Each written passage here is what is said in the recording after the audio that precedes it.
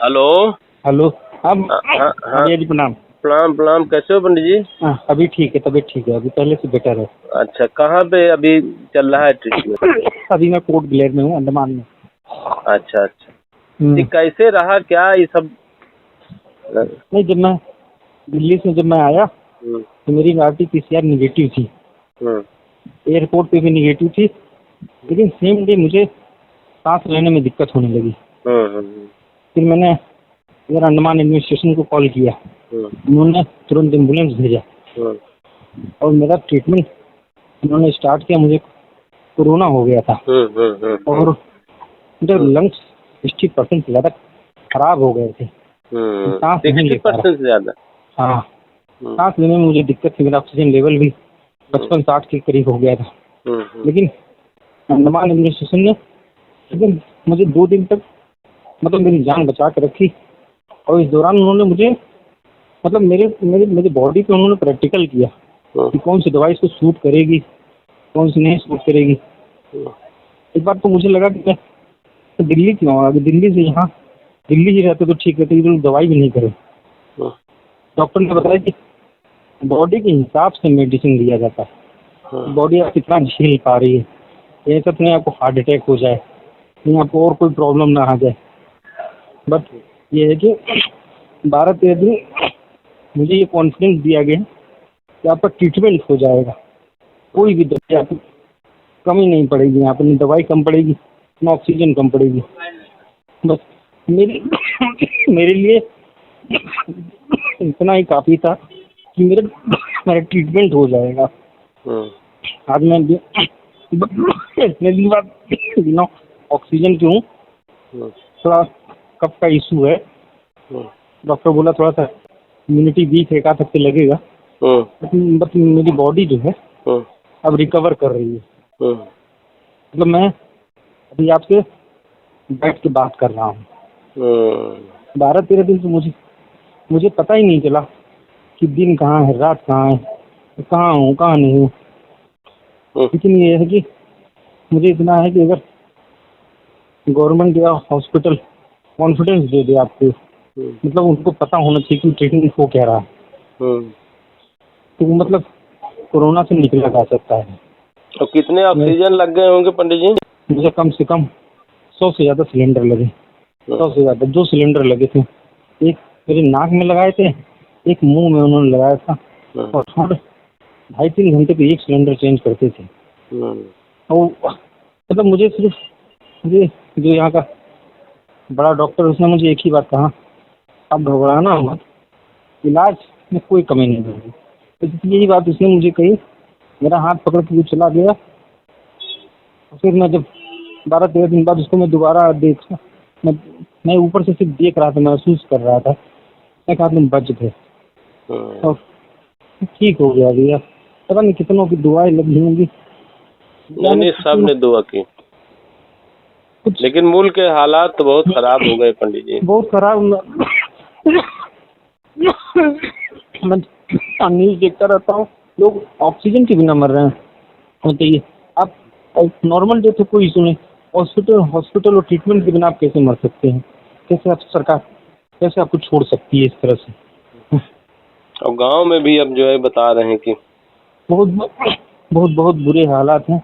भगवान बताए क्या होगा, कुछ समझ में नहीं आ रहा। मुझे लगता है कि अगर मैं इधर अंडमान नहीं आता, मेरा बचना मुश्किल था, तो बच ही नहीं पाता। सारे संसाधन, सारे रिसोर्सेज भरे रह जाते, कहीं कुछ नहीं है।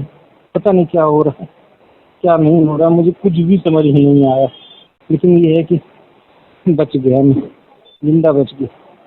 नहीं, आपको सबने दुआ की और आप वक्त पर चले गए, ऊपर वाला ले गए, वरना आपकी निगेटिव रिपोर्ट थी, कुछ सब ठीक था मैंने बस। मैक्स ने वो जांच कराई, मेरा रिपोर्ट निगेटिव था।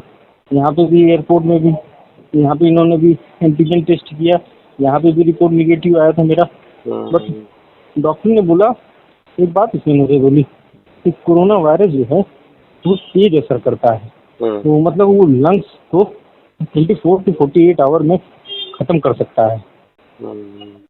मतलब मेरे जैसा आदमी जो कभी बीमार नहीं हुआ, डॉक्टर के पास नहीं गया, उसके लंग्स 60% खराब कैसे हो सकते हैं, यही सोच रहा था।